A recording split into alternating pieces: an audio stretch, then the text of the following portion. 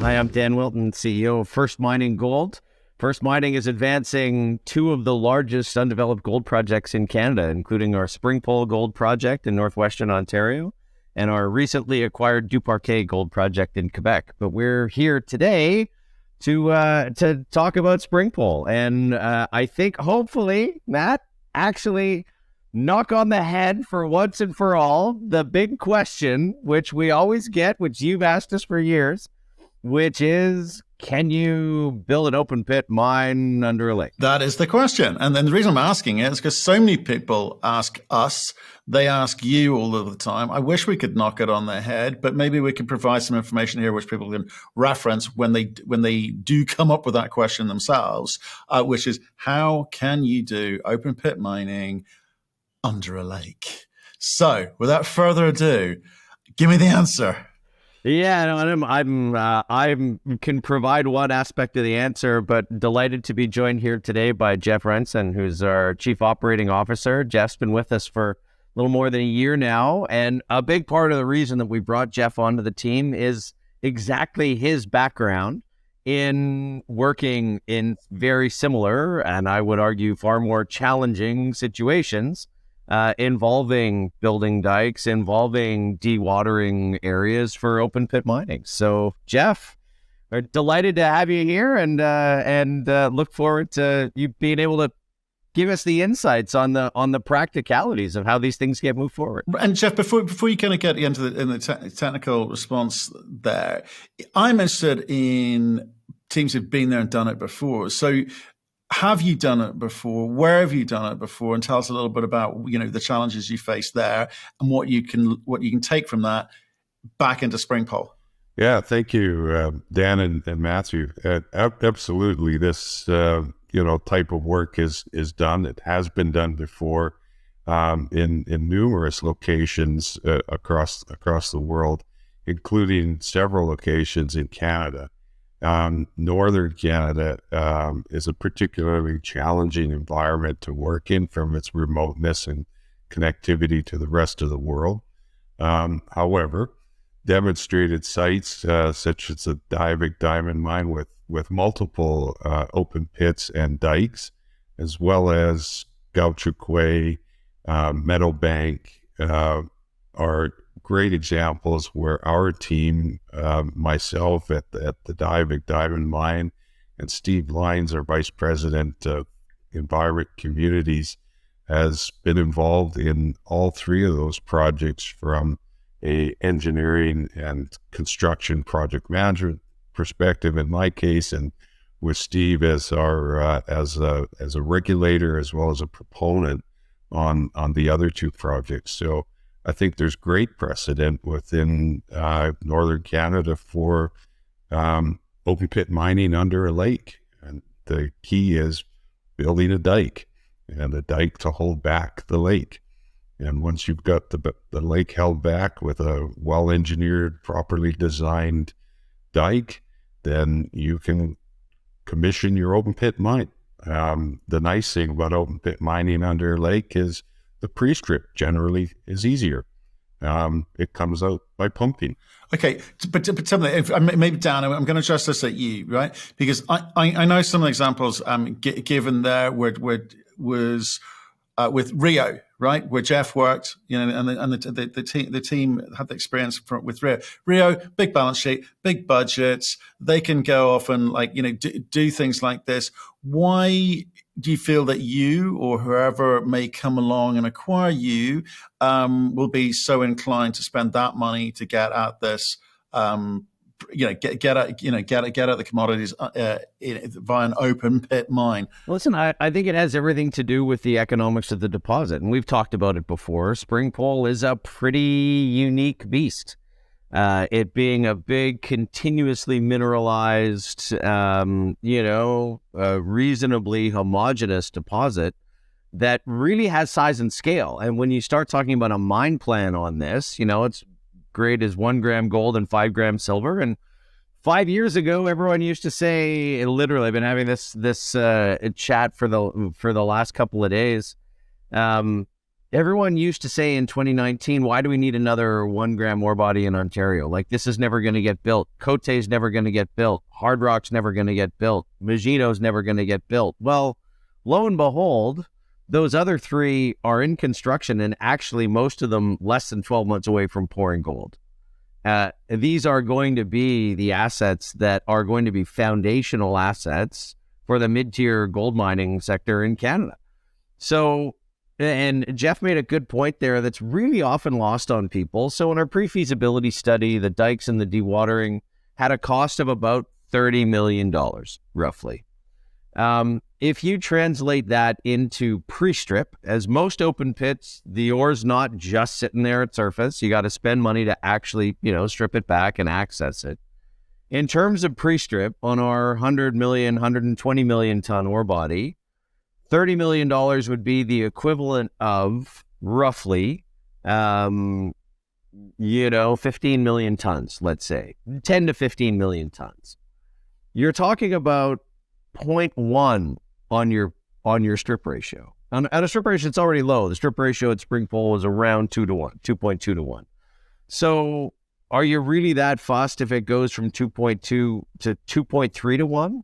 No, that doesn't really impact the economics at all from the way that you think about it. When you look at some of the really big profitable mines, the regarded as the best mines in Canada, Detour Lake, 4 to 1 strip ratio, grade 0.8. Côte, which they're building right now, 4 or 5 to 1 strip ratio, 0.8, 0.9 grade. So Springpole really does benchmark favorably against all the rest of those. And this is, in the grand scheme of things, kind of a psychological barrier, but it's not a technical barrier, and it's not a financial barrier to the development of these projects. It's actually an advantage. And once people realize that and recognize all the work that's actually gone into understanding this, and Jeff will talk more about it, but all the work that's gone into characterization and understanding the technical feasibility of this, we're so well advanced here that when people understand that, I think everyone that's really looked at it gets quite comfortable from a technical perspective. Okay, so tell me this then. Obviously, I referenced there, Rio Tinto, big budgets, big balance sheet, cash available to build these things. Time is the other kind of destroyer of value. So those projects, Diavik, Meadowbank, and Duparquet, how long did they take to build versus how long, in terms of the dike construction, how long did that take versus what you're trying to do? Yeah, I turn it over to Jeff to give a better sense of that, because Jeff was there and involved in the building at Diavik. Yeah, thank you. So the shorter answer is at Springpole we're talking about months, versus Diavik was over a year and a half. Meadowbank was onwards of 2 years. Duparquet was onwards of 2 years. We're talking about, less than 6 months of construction activity at Springpole. We have 2, relatively short dikes that aren't particularly deep, that we can construct from both sides. And so the construction sequencing is so simplified because you can access from both sides. We just feel very, very confident that the construction, we're hoping to get it into that sort of 4 to 5 months range, but it'll certainly be less than 6. Right, and to help me just understand, it's got to be slightly more complicated than just shoveling ore into the lake in whatever shape configuration you've lined up for yourself. So how does it maintain its integrity? How does it not fall apart? How does it not cause ecological disaster? I mean, Jeff, I'll probably throw that at you, I suspect. Yeah. So there's a lot of engineering that goes into making sure that the zonation of the dike construction is proper, and that proper zonation needs to ensure that it matches with the foundation conditions upon which you're building.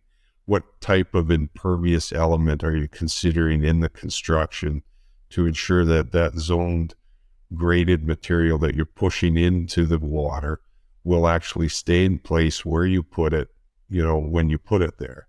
And geotechnical engineers do this for, dams in all kinds of environments, as well as, in the open pit mining world that we're in. So it's not a challenge that hasn't been reconciled previously. It's been going on for hundreds, if not thousands of years. Right. But, and again, it's just, again, maybe Jeff, I'm going to stick with you for a second here, is, okay, with regards to how you do that zoning, I'm sure there's a lot of engineering in that. But what questions have you had to answer in terms of making sure that you've kind of got local social license to go about doing this, and you've got the permits necessary to do this, because you're going to be putting stuff into water. How do you ensure that it's safe? You're not putting things into the water that shouldn't be there. I'm talking chemically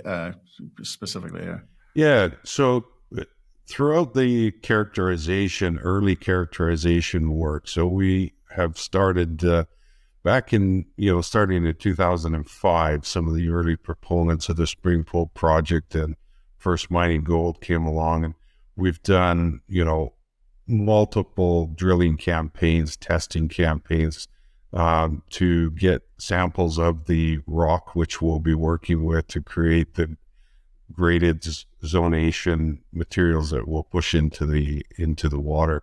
And that includes geochemical characterization of those rocks and those materials. And that characterization, we break it into NAG and PAG type of rock, and NAG referring to non-acid generating rock, and PAG referring to potentially acid generating rock.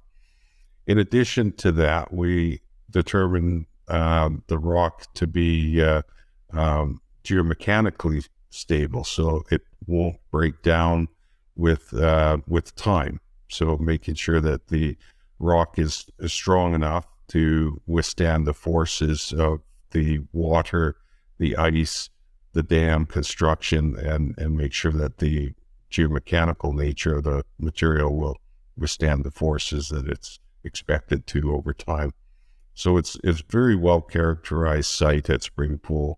Multiple years of campaigns of collecting good samples, representative samples of the materials that will be used to construct the dikes. And not just the materials that'll be used to construct it, but also the sub-water, underwater surface that you're going to be building into. So that's a big part of the risk in assessing this was, like, is it possible? Is it bedrock there? Because it's quite a different situation if at the bottom of that lake you have 50 meters of glacial till, right? Just kind of, loosely packed together rock, versus if you're right down into bedrock. So for us, a very important part of understanding how and whether you can do this is understanding that geotechnical condition of the rock where you're going to be building the dikes.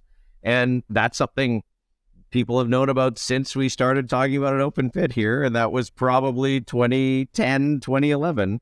And so, as Jeff says, multiple campaigns of collecting data to really assess what you're building into and how that's going to work. And then that feeds back through a design process that says, okay, well, a good geomechanically stable, geotechnically stable rock that we're building into, then we think that, the dike needs to look like this, and this type of impervious barrier needs to be put in the middle of it. Right. So, which is fine. You've got to work that out because you want to know the economics, right? That's going to impact on the economics thing. I want to kind of stay in and around that topic in the sense that remediation at the end game, right? So this is long life. It's a big project, the kind of stuff that attracts the majors and mid tiers. But at some point, someone's got to fix this thing up. So in terms of the way that you're going about mining, what is going to be required from you or whoever actually builds this thing out with regards to the tailings and the waste store and remediation at the end? Dan. So, we've done a lot of work on that, and particularly leading up to us filing the draft environmental assessment last year.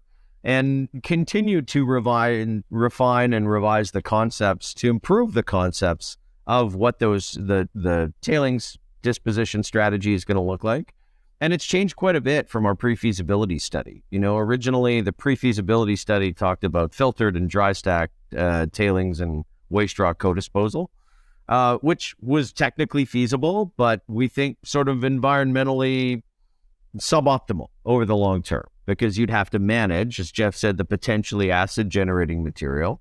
When it's exposed to air over a long time, that's something entirely manageable, but you'd have to manage it over a long time. So what we've ended up with now is, because we're actually taking the sulfur out of most of our tailings, because we're producing a concentrate that we need to regrind as part of the metallurgical process. If we keep that in its own stream, then those high sulfur tails you can put in a conventional tailings dam structure that's, pretty manageably sized, call it 20 million tons. And that allows you to keep those underwater, so you remove that risk of potential acid generation from the high sulfur tails. But it also leaves you with very, very clean tailings for the balance, which have had all the sulfur taken out of them. And then that material can blend in with the other waste rock from the from basically the strip ratio of the deposit, and those are kind of co-disposed in what ends up kind of being a multi-level pad that builds up over time. So I think but that's a really important part of it. And understanding all of that, we've really had to do an enormous amount of primarily geochemical characterization of the waste rock here. So I was a bit frustrated last year because we're drilling and we drilled whatever, like 10,000 meters in the deposit or 15,000 meters in the deposit. And all we're drilling is waste rock, but we had to understand what that waste rock looked like, what the chemical properties were, what's the sulfur potential. So, as important as understanding where the gold is and the silver is in this deposit, which is, meaningful and one of the largest in the world, you also need to understand what the chemical composition of everything else that you're going to mine is. And so we've done all of that work. We've spent the time and the money to actually build that understanding, so we can address those issues from a perspective of having data and address them from the perspective of science. Right. And it's interesting to me what you said there about, moving from your thoughts around the PFS, and they're evolving into, slight change. New data allows you to change your mind. So there's nothing wrong with that. But I'm intrigued what Jeff went through with Duparquet or Meadowbank, et cetera. Is it a case that when the water comes out and more is revealed, do your plans change? Do they evolve in terms of the design of the pit? Does that change, or is it a case of you've already got enough information by the time the dikes are up and you're pumping water out that exactly what you're going to do? You stick to your plan. I mean, how does it evolve, or does it evolve? Yeah, I think it's a great question, and it's the answer is yes on both sides. So clearly we want to have a level of characterization and understanding of what can we expect to happen, so that we can predict what might happen and we can respond accordingly as to the things that we don't maybe fully know are going to happen, how it's going to behave. In particular, we have a model and we have an understanding how the different scenarios might happen so that we can respond appropriately. It's in the geotechnical world, it's called the observational method. And that observational method is just a fundamental part of how we do the engineering and planning for a project like this. We need to have a solid amount of characterization and understanding of the materials and the work that we're doing so that we can predict what may or may not happen as we better understand when we start the mining and we take the water off and we start to see the behavior of all this material that we've opened up. Obviously a small little piece of drill core cannot fully give us the picture of what a large open pit's going to look like.